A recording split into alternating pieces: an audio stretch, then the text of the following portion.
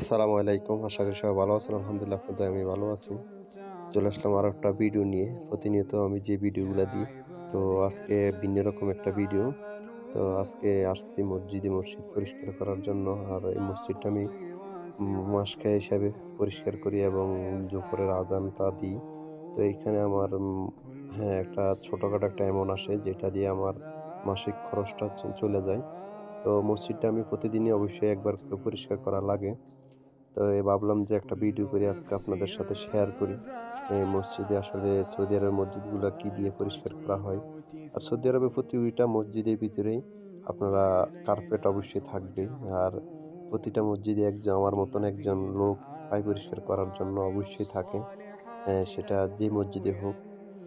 এটা সবাই অবশ্যই যারা সৌদি আরব থাকেন অবশ্যই সবাই জানেন। তো আজকের মতো এই পর্যন্ত। তো সবাই ভালো থাকবেন, সুস্থ থাকবেন।